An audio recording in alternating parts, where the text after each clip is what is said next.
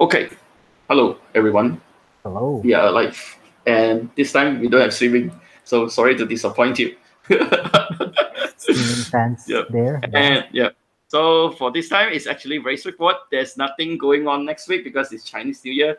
The only thing that's going on is Chinese New Year if you count that in. So, Yeah, um, actually a lot of the meetups did their meetups early so yep, that like the Ruby Chinese one, hmm yeah, they brought the it Golang. forward. How about the Golang? Golang is normally at the last Tuesday of the month, so it was not affected. Beside clashing with the the brought forward for Ruby Meetups. hmm Then I think yeah, there wasn't really a lot happening. They tried not to do it on the first 2 weeks of February because of Chinese New Year. Yep, So and the because of the traveling, so we need to plan it pretty early.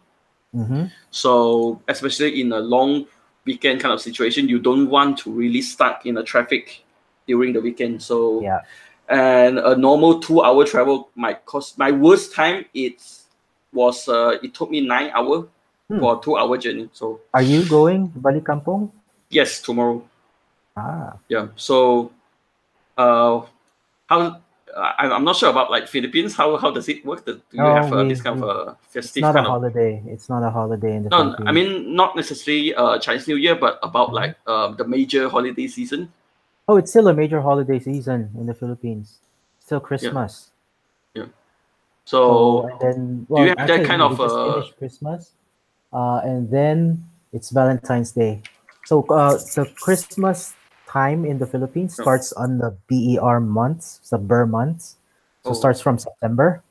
So you'll already see like Christmas decorations hanging all over. So it's September up until January, where the Feast of the Three Kings happen.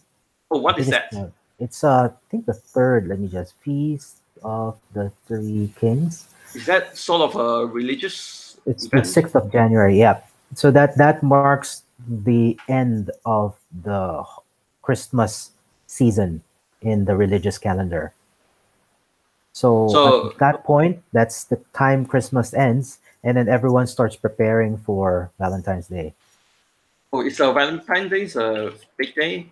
Not really a big day, but it's just that the malls and the all of the shopping Yeah, centers they start changing their yeah, decorations. yeah. So For the big economic events. they start taking down the Christmas decorations and they start putting up the Yeah. Valentine's decorations. How about travel? How does it work there? Like, We do you have this kind travel of anytime we can. I don't know. okay? What do you There's mean? no like because we drive mostly back to hometown. Yeah, so that doesn't work well in the Philippines because we're an archipelago. Yeah. So travel, like the concept of balik kampong, doesn't really have much traction in the Philippines, I guess, because if you are going to go back to your province, then you have to fly, and it's very Okay. inconvenient to fly. Or Okay. before we take a boat or a ship Okay. to go home.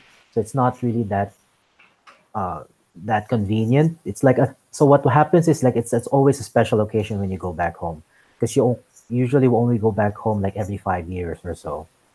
So that's when you'll have all of these like your family members going to the airport with the signs and everyone having their reunions at the airport. So that's something in the Philippines.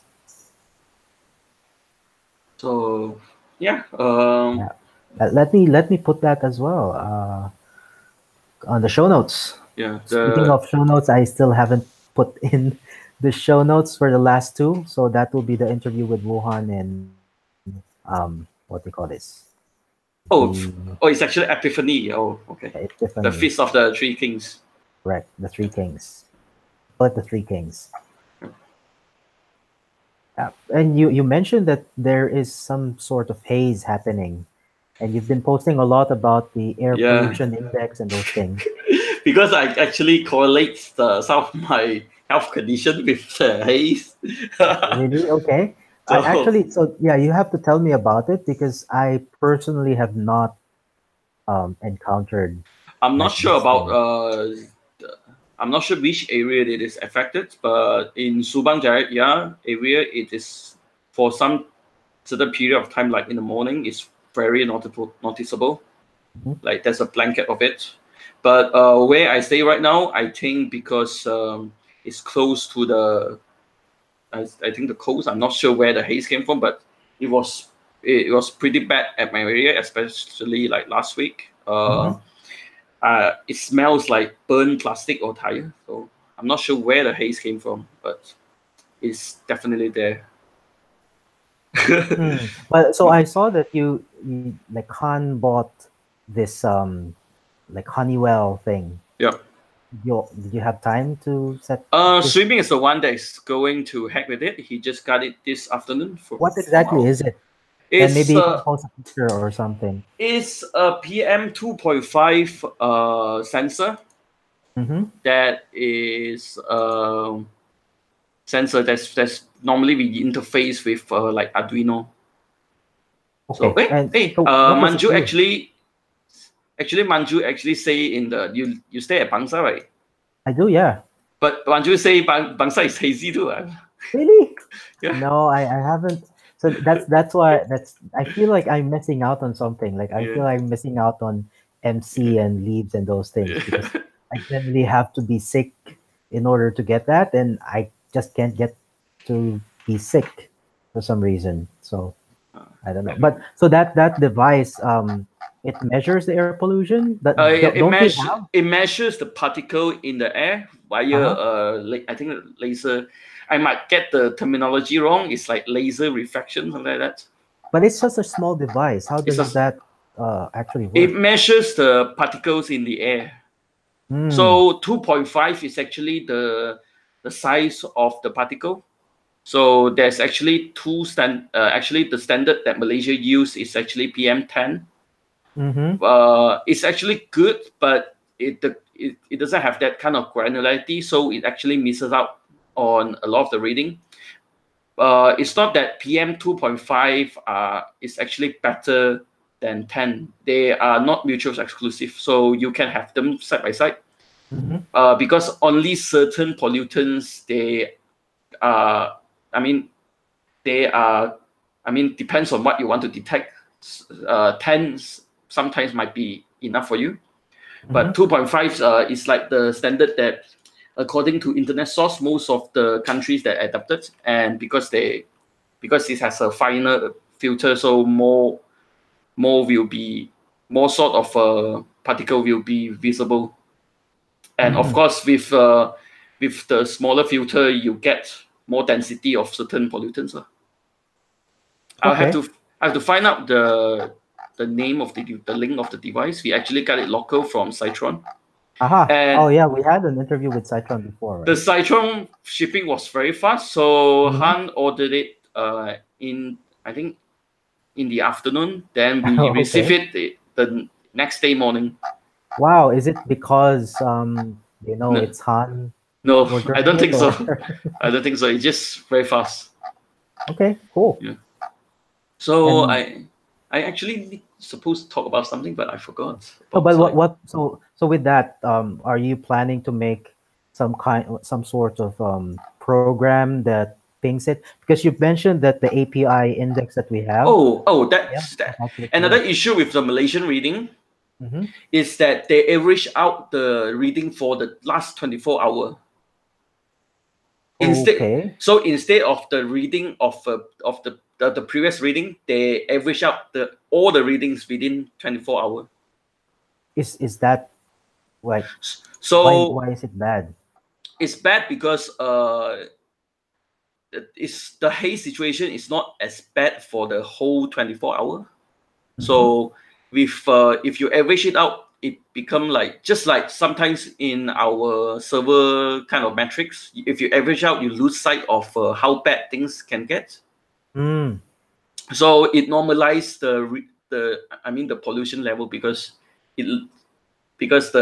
of course in certain days, especially in Malaysia, we rain, especially nowadays, like we rain at least once a day.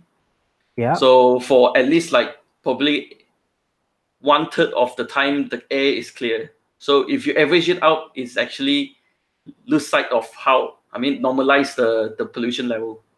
Mm-hmm.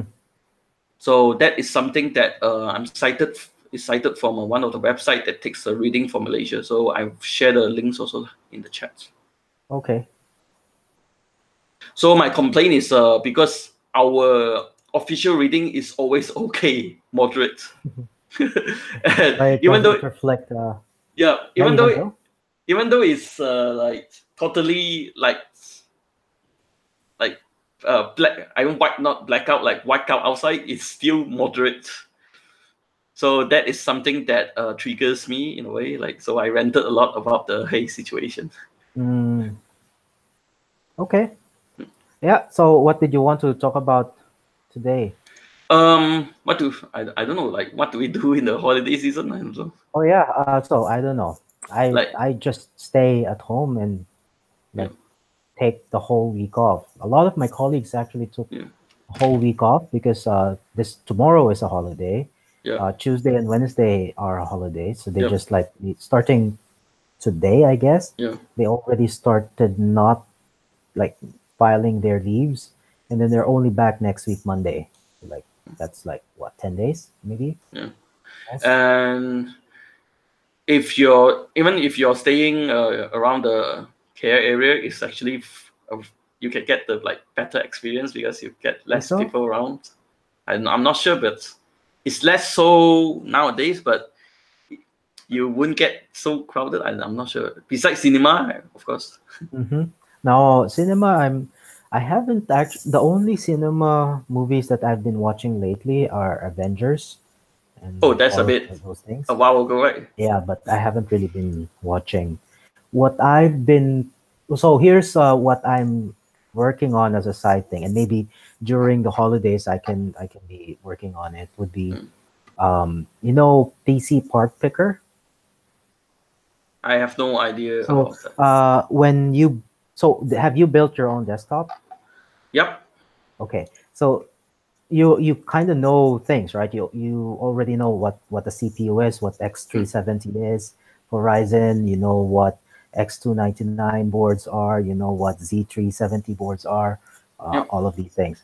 But many people, or like people who are only getting into desktops and trying to build their own computers, they don't know what all of these things. They only know, okay, and most of them just buy a laptop, and probably they just buy a Mac because um, they don't understand all of these combinations, right? But for desktops, because you have to score some parts separately, you kind of want a guide. So you probably start off with a CPU, a motherboard, Yep. and then your memory, and then your graphics card, and then your power supplies, all of these things. So it's like a PC part picker is something in the US, Canada, Europe, where you get to choose these parts, and then they give you like price ranges for these parts that you want. So it will compose the recommended item for you as well. Yeah, so most like so I'm thinking maybe you choose a CPU, and then maybe some explanation like, okay, many systems right now are Intel, but there's also Ryzen. And so Yeah. when you choose the CPU, of course you need to have a motherboard compatible with that CPU. And then there are different tiers, right? Just like there are different tiers of CPUs, there are different tiers of motherboards. Like, would you like an A 350, or would you like a, sorry, 8, I forgot, so I don't even know, 8270, I forgot. And then you have a B350, and then you have your X series in the Ryzen portions. And then after that, would you like a DDR4? So this motherboard is compatible DDR4. And then would you like the 3200 ultra high speed memory, or were you're fine with 2666? And all of these decisions is guiding you. Of course, that's when you're that's the free version. At least I'm planning to. And then if you're still overwhelmed, maybe you can just um, talk to a system integrator. So we call them a system integrator, where someone would choose the parts for you and build them for you and assemble Mm. them for you. And Mm. then because um, because there's this site, and then you have your price list, average price list from Lazada or from um, other e-commerce sites. Actually, what are the other e-commerce sites aside from Lazada? Shopee. Um, Shopee, there's Carousel counts. There's I don't like know. Well, as long as they have an API, because Mm. I'd like to like source, like get that product, I'm not sure about them with and the API. then get that price range. And so you can have like maybe three types. Like you have a budget PC, and then you have your gaming PC, and then your video editing ultra high thing. And so that's generally the plan. And I don't know if it's enough time during this weekend, because I'm planning to see if I can brush up on Elixir. So I want to try it with like actually get my feet wet Mm. with Elixir with an actual project. Because the Okay. best way you can actually learn something is to do something with it and just Yep. fail along the way, Force right? yourself to have a Yeah. go and stick with it. Hmm. I mean, especially with like, hey, talking about Elixir, I'm actually trying out Elixir as well. Yep. Okay. So How is it? yeah, just trying out. So it's Okay. let's see what I can build with it. Also, Mm. so probably I'll play around with it during the Chinese New Year as well. Mm. So Yeah. we'll probably talk about that afterwards. Okay. Yeah. Well, we can. I mean, Yeah. that's the project I'm thinking of. Aside from that, I think I will be upgrading the form, the submission form that we have, Mm, because right now it's really like it's like ghetto. I just mm, quickly put it up, put the HTML, and then it mm, just submits things. So I might have some time to revamp it, make it an actual form component that with probably drop downs. mm. If you're doing Ruby, for example, it just selects everything, and then we have probably a list of uh, venues that we've been going to for the past few Yeah. months and years. So it can be in a drop down, for example, like venues or those things, like many Uh, quality of life you know, fixes. talking about that, I probably should do the one that you like downloads our videos and take out No, the yeah, audio for that. Yeah. I'll probably do it. If you want, we can quickly go on a call later. I can teach you how to do it. Yeah. Okay. Actually, Sure. let me do that later. Let me do Okay. that later, and then I Oh, will. you had it. You had it. No, I already know how to do it. You just need to cron it. Yeah. Uh, it's called YouTube dash DL. Maybe I'll put it in the show Oh notes yeah. as well. I use that. I use that as Yeah. well. So. So the dash X parameter will extract audio, and of course you need Oh, the you do it for you HTML. Yeah, automatically. it will do it for you Yeah. automatically. Okay. And and there are parameters, so you can put like parameters where you want to dump it. And so we can download it, dump the MP3s into a folder, like a public folder, and Yeah. then what's needed is that we need a generator. So most likely we I'll have to write something on our blog software so that it will automatically link to that MP3. Or maybe it will automatically send a pull request or something. Um, or probably just write the Yeah. data That'll be the XML enhancement, I just think. like on my thing. Yeah. Yeah. Or yeah, for in the meantime, then we'll just link to it manually on the show notes. And because we have an RSS feed on the site, then we can just create an RSS feed, then we can upload that to Spotify, and then we have a podcast. Yay. Yeah. Growing big, yo. Lots of plans on Chinese New Year holiday. I don't know if all of them are actually going to be done. Yeah. Now, just at least as rough guidelines. Yeah. Probably we'll procrastinate. I don't know. It Mhm. happens. So yeah. Yeah. So YouTube dash DL. I'll put it on the show notes. Yep. Well, the channel, and then I'll put that on the show notes afterwards. Yeah, because all right. I'm gonna share it. So what else? Oh, So talking what about about you? CPU. Oh yeah, what about it? Talking about CPU, I actually try out not even the latest one, but the first gen Ryzen, Mm-hmm. the one of the cheapest, like Ryzen 5 or something. Mm-hmm. I'm Have you? surprised by I'm surprised by the performance because it can do a live video rendering. Because Mm. right now, if I'm gonna do a live, I'm Mm-hmm. using the NVIDIA card. Mm-hmm. But I'm surprised by the performance of the hardware renderer on the processor. That the no, it's actually not even hardware. It's I was doing X264, which is Mm-hmm. the software renderer Yep. on a Ryzen, a considerably old Ryzen, the first gen one. and a very cheap one. So the Ryzen 5 is a quad-core 8-thread Yeah. CPU, right? And the speed is and the CPU usage is so much more optimized that I'm really surprised by it. Like I didn't think about, because I have a Haswell i7. It's Yeah, a I bit also have a Haswell i7. Yeah, it's a bit aged, but I didn't know the difference is so much more. Do you have the 3700? What is that? i7 3770 probably. No, mine was 7970. 49, Oh no, sorry, Haswell. 49, So 4970. 4970, Yeah, 4970. 4970. Yeah, Okay. the old So clock version. Yeah. Oh, okay. And you notice a lot of a big difference on the. So much better in a way. No way I can do that on my i7 right now, or probably I'm using it wrong. But on the same software, the experience is so much better. Maybe I would want to, like, ask you to test out. Maybe you should like run like these benchmarks, because I'd like you to test out my Lenovo Think Center. So I bought one. Actually, I'll put it on the channel right now. It's my thoughts about it. It's a it has the same dimensions, almost exactly the same dimensions as a Mac Mini. Right about it. But it is modular. So in fact, I wanted to write a blog post about it. I wanted to upgrade its memory, and you don't even need a screwdriver.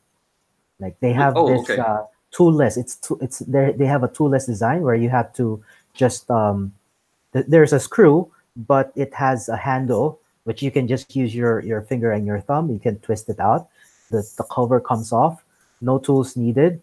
Of course, the RAM, it's just you just pop it in and then it's there. And even the SSD, the NVMe SSD, it doesn't have a screw. It has this blue flap that holds the SSD down. So you don't need any screws to change the memory or the SSD, which are the most common changes. What are you using it for? I use it for the office because I don't have a laptop in the office. Okay. It's also a very good excuse for me not to bring anything when I'm called into meetings, and so I don't get to type the meeting notes. Okay. So because if you go, okay, there's a meeting, can someone type the meeting? So I don't have a laptop.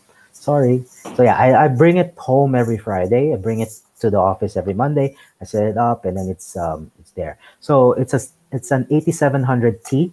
It's a low power version of the 8700, and it is a 6 hexa-core 12 thread.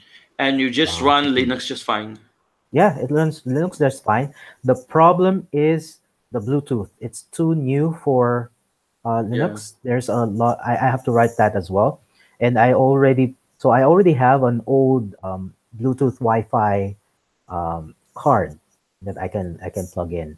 And most likely the third. So I also bought an NVIDIA low profile GeForce GT 1030 low profile, because would you believe there's actually a PCI Express slot inside this small thing.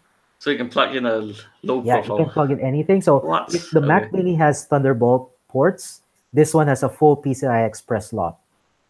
And so it's like it's a trade-off. How about the Wi-Fi? Because one issue that I face with Linux, especially on the Wi-Fi adapters nowadays, is that most of the newer Wi-Fi chips, because they don't work so well with Linux.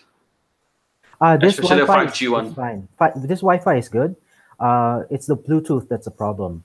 And what's nice about this Wi-Fi is it's not the antenna is not internal. You actually have a full antenna, external antenna outside. So the reception is much better. I think the Mac Mini it's all inside, right? So it's going to be a bit of a problem if you want to if your Wi-Fi signal is a bit slow.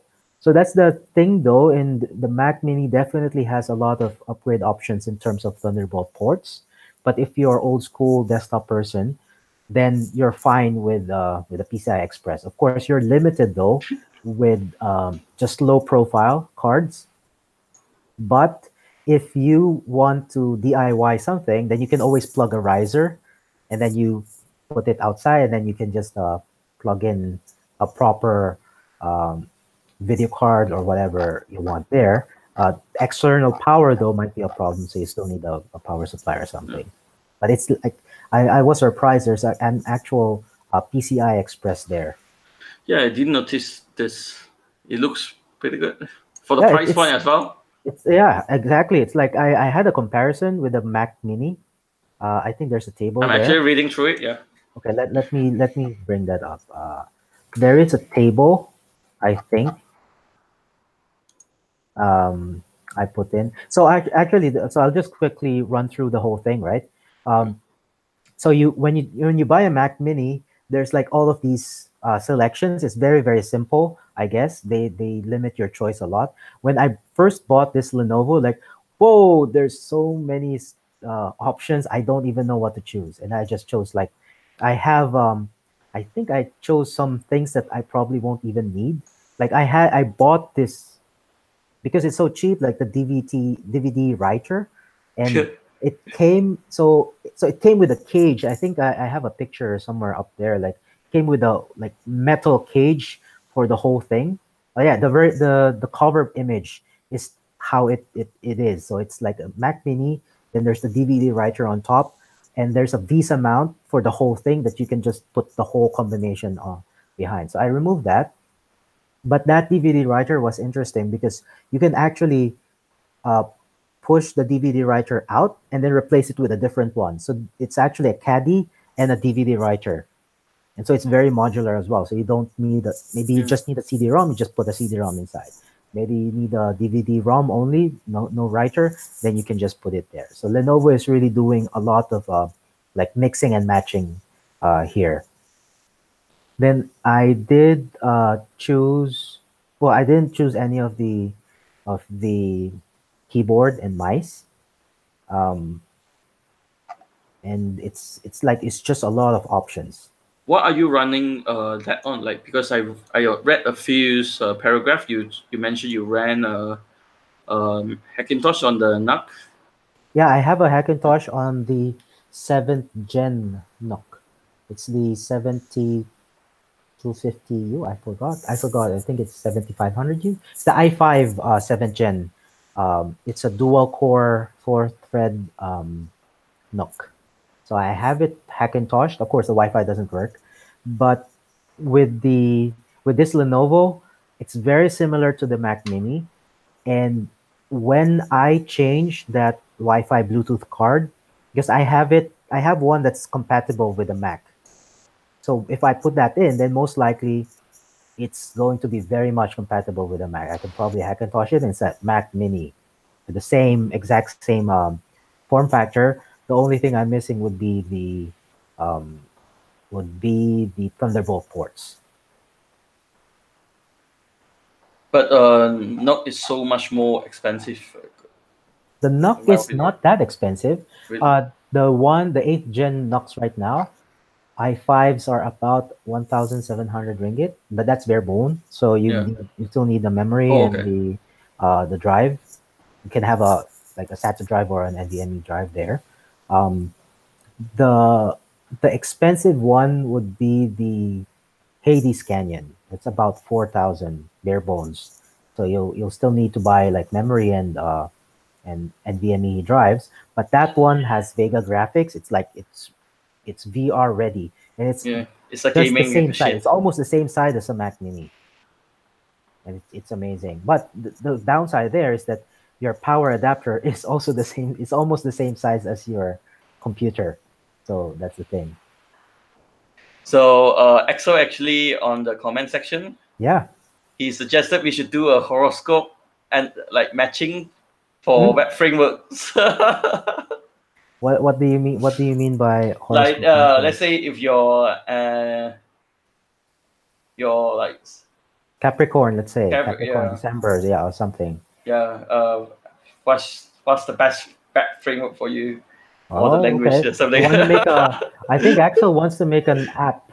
Yeah. For this, and then maybe that can be something that, because No, I I think remember. we should get him up here as an expert on like horoscope, Yeah. matching with No, tech. because I remember during our interview with him, he mentioned he doesn't want to run ads on his apps. So maybe Yeah. what you can do, Axel, is you can create a different dev account and does this if like this app that says put your birth date, will find out your zodiac sign and will match you to a Yeah. framework. Yeah. And then maybe what we can do is we can ask you what frameworks are you using right now, which languages, which tools, and then we'll do a crowdsource. 95% of Capricorns use this Yeah. According to this this very biased technology. samples. Yeah, yeah, that sounds like an idea. And what we can do is, oh yeah, and then of course to monetize that you can put ads, because I don't think people will pay even $1 for this. Yeah. Yeah. So yeah, so that's probably another project that I will run through over the Chinese New Year holidays. Like tinker around with this, um, try to see if so. The NVIDIA 1030 is still in the box. Still haven't actually brought it out, um, and I'll see if it actually works. I think it will work because I currently have a USB 3.0 card in there because I need more USB 3s basically. Also, well, speaking of purchases, I just had something funny happen to me yesterday. I ordered a DVD ROM drive from Lazada, Typhoon Tech. It's like they do they sell secondhand spare parts basically. So I ordered a DVD ROM drive. It arrived yesterday, and then I opened it and and I saw this package a bit small. Then I opened it up. It's actually a floppy drive. What? Like Okay. I was surprised. Like I haven't seen this in many years. I showed it to my colleagues, and they were. It took them like a few minutes to figure out what is this thing. Oh, they're too young for that. Yeah, probably. It's like Yeah. and That's a most surprise. likely whoever packed that was also too young to realize that this is not a CD-ROM drive. All right. Because like Yeah. it's a I or a DVD-ROM drive. Because Talk about it's DVD. What do you yeah. use DVD for nowadays? Uh old documents that I'm trying to archive. So I think I mentioned it before. I set up a NAS. A Oh, few okay. like I think you remember. I Yeah. posted that one of my drives failed in my Yep. NAS, and so I was like Yep. You told us rescuing as it, well. recovering. Yep. So which was successful, by the way. And so I've been getting old DVDs, the stacks of DVDs, and digitizing them. Well, it is already digitized, but trying to put them into my NAS so that It's a they're all curious backed question. up. What sort of data do you need? That capabilities nowadays. Sorry, which one? What sort of data are you like storing that requires that kind of Mostly capability? backups of stuff I've written, like software. Oh, okay. Um, ISOs. I don't know why I keep them, but I like to like I still have those Ubuntu. What was the earliest Ubuntu? When they were still mailing Ubuntu I don't know. DVDs, I have one of the CDs. 404. Yeah, probably. The the it what they skipped C, I think. So I forgot, but one of the earlier ones I still had that, so I just wanted to digitize that. It's a digitized. Wanted to back it up to something else. So For those who didn't and know, then actually, Canonical, the company behind Ubuntu, was a godsend for us because yeah, they used to ship CDs and with free stickers to hmm anywhere around the world for free. yeah, for free, and you can. Yeah, It used to be you can order as many as you want, yeah, and then they just ask you to distribute it. And then yeah, after a few months, they said limited to 5 or something. yeah. And if you order if you try to get more than 5, then you have to give Mm. people a reason why you need more than 5. And then if it's just one, and then they stop shipping them all together. But those were fun when operating systems fit on 700 megabyte Yeah. CD-ROM drives. It was a I s- CD-ROM before. I still remember the Mozilla Firefox installer fits on a floppy drive, which is like 1.4 meg. On So, a floppy, right? Yeah, floppy drive. The small, the hard floppies, Yeah. not the soft floppies. Yeah, the new one. Yeah. 1.4 is actually Not the pretty new. 1.2. The 1.2 megs are the I think it's 1.2 or 1.4. 5.25 inch. I probably got it wrong. Yeah. So it's a 5.25 inch. The 3.5 inch is the 1.44, which was copied by. So that form factor, so small trivia there, is copied by the small hard drive. So the reason why the hard drives are 5.25 inches is because it's the same, will fit in the same rack as the, sorry, the reason why CD-ROM drives are 5.25 is because it fits on the same rack as the floppy drives. 3.5 hard drives fit in the same racks as the floppy drives. And of course, the 2.5 is the Oh, new. is that the reason? Well, yeah, because they wanted to reuse the same, okay. same chassis, right? Yeah, that's why you can mix and match these things. If you have an old 5.25, it fits on that how do you call it? Oh yeah, On I that forgot. pole. If you had those beige tower chassis. Yeah, I forgot about those. Yeah. So yeah, So that's my Lenovo, and maybe I'll bring it sometime, and you can take a look at it. And I have a Windows installation on one partition, so if you want to try out your software, I probably should upload some benchmarks as well on these the one things. I use is actually you can try it out just by streaming 1080p of since you have a screen capture card, just stream a screen capture at 2080p at using the X264 encoder, which is the software encoder. OBS. Yeah. OBS, yeah. Okay, yeah, I'll try that. Try it up, yeah. Well, do you know the jellyfish thing? The jellyfish video. What is that? Jellyfish video 4K, I guess. Bitrate. Jellyfish. I'll put it on the chat as well. We have a lot of show notes today. Boom. Jellyfish. Yeah. Oh. This one. So this. This is new for me. So these are like really high bitrate video files, and usually use this to try out and test encoding. Yep. So maybe get Handbrake if the code's the same, and then because it's CPU intensive, right? Or the way this is useful. This is also used for testing your network because it's just a huge file. What people usually do is you can copy it over, so testing just the network bandwidth speed, or you can put it on Plex, for example, and then test the encoding speeds of your Plex server, and then that's how you test it as well. Or you can run VLC. Yeah, I didn't know about this. Yeah, and it looks really good. it's like there's an 8K high bitrate thing there, 400 megabits. Oh no, there's no 8K. 4K, sorry, 4K, yeah, 4K. But it's a 400 megabits.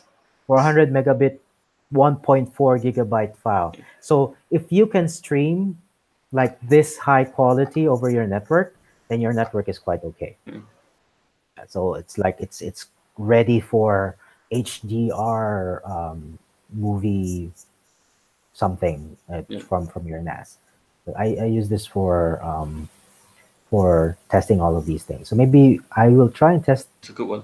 This one. So I'll get OBS to stream this over, and maybe that might. Or just FFmpeg to re-encode this. Yeah, but I wanted to try out the CPU speed, right? Okay. Yeah. So, but maybe that's something. How long does FFmpeg take to re-encode? I have no idea. I'm actually pretty new into this. I only learn what I need, so I need to read up on FFmpeg on how it works. What do you use to edit videos? I'm actually using DaVinci Resolve. 15, right? Just the latest because it's free anyway. How is it so far? Because I've been looking at tutorials and I've been trying it out a bit. It's really, really good. put it this way, with a bit of experience, I actually picked it up without any help. I was trying out several of the open source editor. I forgot some of them, like Shortcut and stuff. Shortcut is really hard to use. Mm-hmm. And I actually need to look up on forums on how to do certain features. Mm-hmm. And the problem with that is the previous the last version of Ubuntu, the 18.04, Mm-hmm. broke Shortcut for me. Oh, So, really? What? Yeah. So at least for me, I can no longer run it. I don't understand why, but I didn't bother to research. So, and somebody actually told me that I should try out DaVinci Resolve. It's a freeware. Mm-hmm. Mm-hmm. It's not exactly open source, but I tried out and it works. It's very easy to use. Or especially the sound the free sound plugin is pretty good. Mm-hmm. So I've just stick with it until now. Mm-hmm. Yeah. So the Citron interview that we did was edited there. It's my first project, like big project on DaVinci. It was quite okay. I was a bit slow in the beginning, but you get used to it. My issue with DaVinci Resolve is I'm not sure if it happened to some other people. I tried to run it on the Ryzen machines, and it kept crashing. I'm not sure what's the issue, what's the cause, but I'm probably some weird setting that I had in that machine. Could be because I think so most of the video editing products would work better on Intel because Intel has this thing called QuickSync. Yeah. It's a way to re-encode video elements very quickly. Yeah, the hardware encoding. Hardware encode. So Intel has I don't know, the licenses or whatever there, and a lot of the video editing products will use that. It's less of a problem for me because my gaming laptop has a 1070, and so I usually do my edits there. It's a lot faster as well because it uses the NVIDIA. That's really good thing. So what should we talk about again? I know what do you have you mentioned about this Ryzen. When did you get this Ryzen? No, it's actually my brother's machine, so it's laying around. So I'm just busybody and go there and try it out without his permission. Why doesn't he donate it for a good cause to you? And that's his main machine. So it's his main machine. Yeah. Why did he buy a Ryzen in the first place? Why not? It's actually very funny because he actually got it secondhand, secondhand Ryzen. The second Ryzen, first edition, for including everything, for 2,000 ringgit. Oh, okay. So I was very impressed, but he's also the one that is trying to persuade me to buy all the new products, but he's the one who went behind me to get all these good deals, secondhand good deals. Okay. So, basically, what we want to talk about? No, secondhand products are not that bad. Like my NAS right now is a secondhand from an ex-colleague.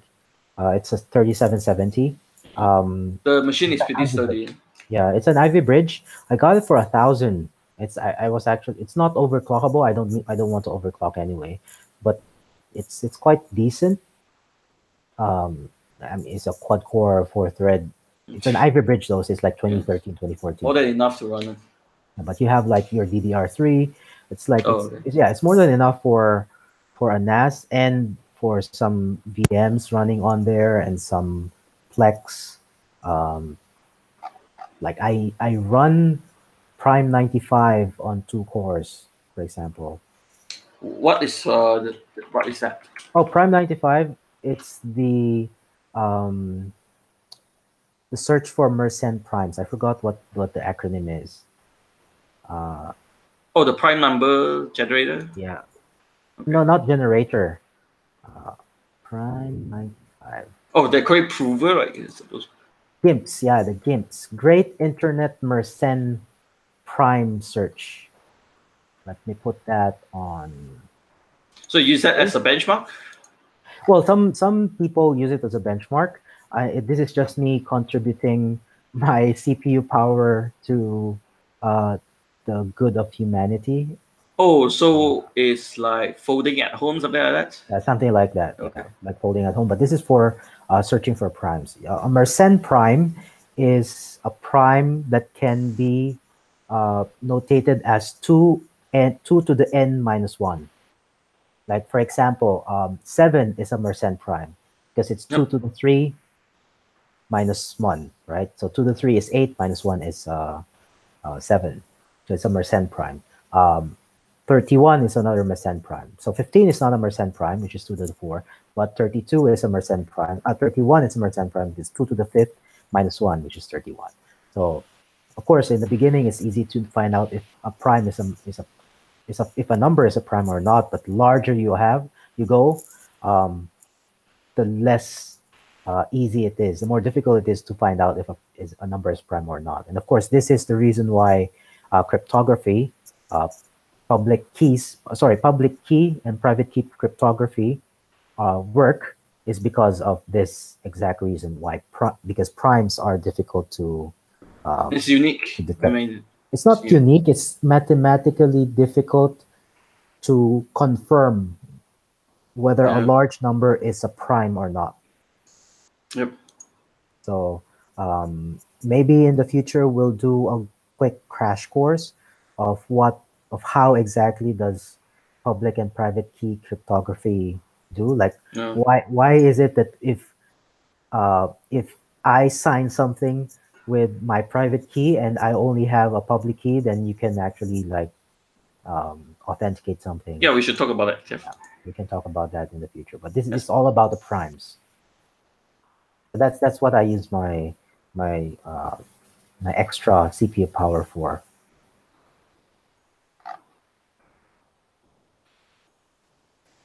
Yep. Yeah. How about you? What are your plans? I have a lot of plans for the weekend. For the plan is just going back for dinner. Yeah. Why is it like it's a big thing for Chinese? It is the it's not that the New Year the New Year Eve is the most important because it's if I translate directly, it's called the reunion dinner. Okay. So that is the date where it's actually a good thing to have there's a word in Chinese. It's called 团圆. 团圆 means is if you translate it's a reunion. But if you do it verbatimly, it's like coming to a circle and join back or coming to a circle, something like that. So it's a very big deal for Chinese.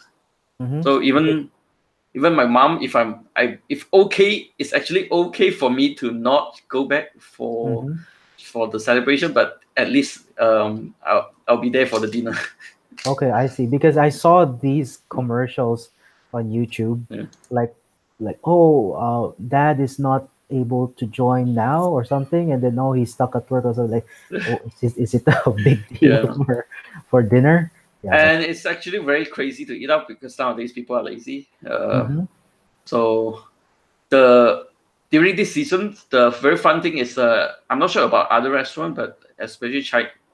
But it happened in most of the Chinese restaurants is they no longer serve normal customer at that season. So you have to book the restaurant in order you have to get the set if you eat there. So if you sit there, of course you have to book because depends on the availability, but of course it's full most of the time. But if you're there, you have no choice but to eat whatever that is offered. Which is understandable because it's economy of scale, right? Yeah. If you have like very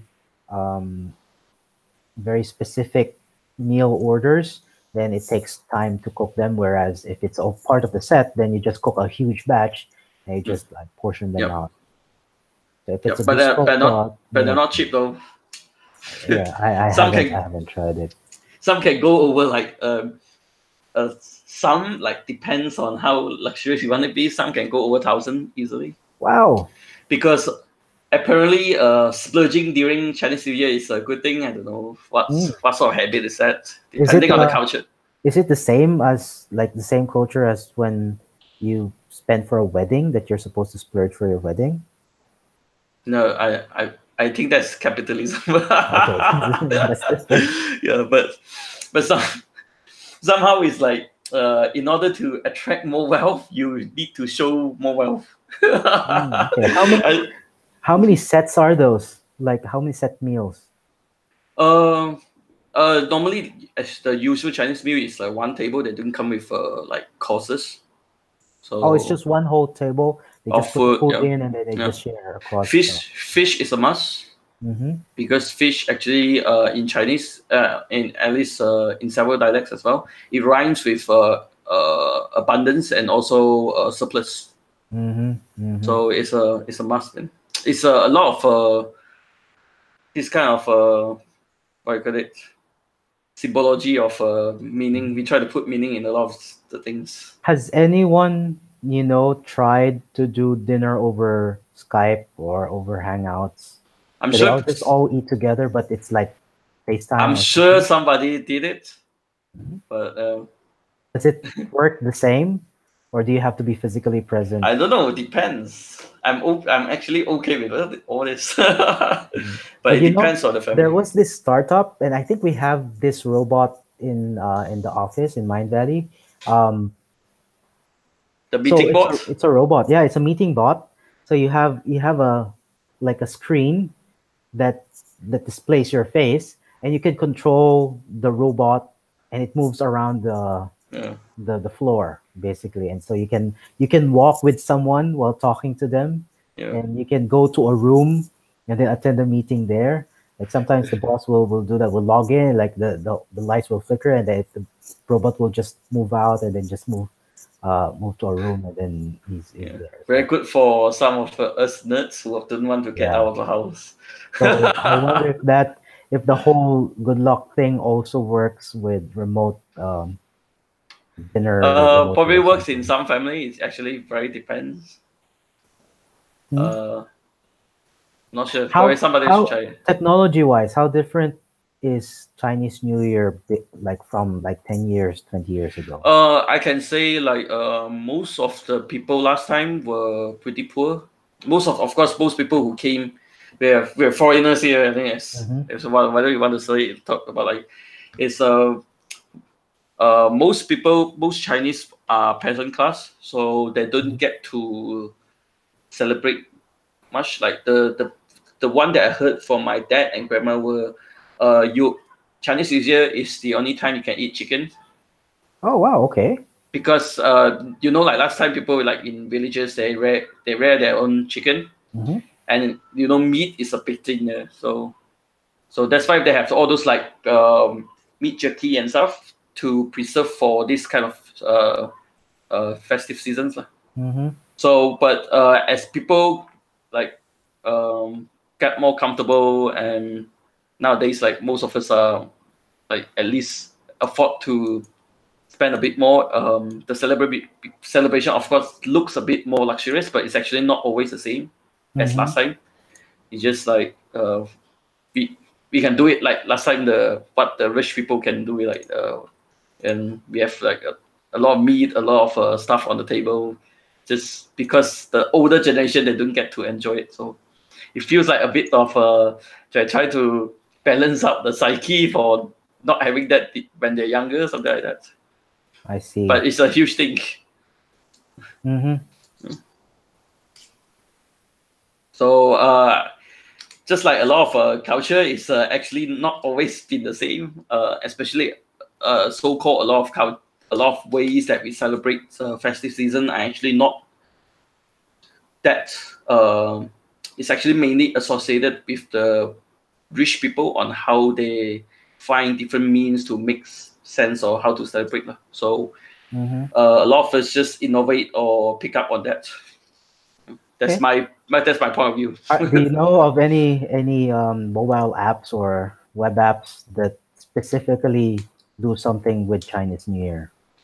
I have no idea. I'm very disconnected in that. Uh, like I'm the wrong the person to ask. Yeah. animal horoscope thing, like, oh, it's the year of the pig, and Yeah. you're yeah, I just realized Axel was probably talking about Yeah. the So animal zodiac, not the Chinese zodiac is actually very easy. yep. instead of going through a 12-month cycle, we're going through a 12-year cycle. Mm-hmm. So as long as you're born within that year, you belong to that animal. But which circle. calendar? The Gregorian? The calendar? Chinese calendar. Julian? Oh, the Chinese calendar. Okay. Calendar is actually the lunar calendar. The lunar calendar. It's actually pretty similar to the Islamic one, but we have the leap month instead. So that's why we are pretty standardized, because we had the leap month system instead of leap days. Because Chinese months are not necessarily 30 days following the moon. So for us, I don't remember like the interviews. The leap month is actually an extra month. So that it kept it aligned. So somehow. I'm wondering now if any of our time and date libraries actually have a lunar thing, like, because we know about the Julian date system, right? Is what we use, but is there a way to convert from Julian to lunar? I don't know, but the lunar calendar is very widely used. I'm not sure. It depends on the family, but my mom, she only speaks the lunar calendar.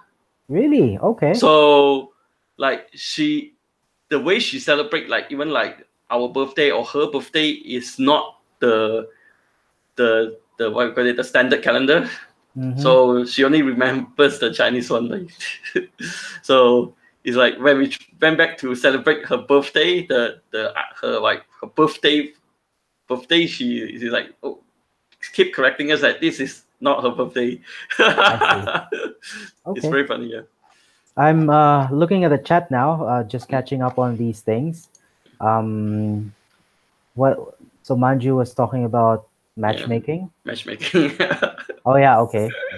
Yeah, he should be our matchmaking advisor for DevKami. Zul is talking about rendering time and also looking forward to the public and private key session. Yeah. I didn't talking about rendering, like I'm just add in a bit. Like I didn't actually work with that much of a big rendering project. So the worst I had was just like 50 minutes.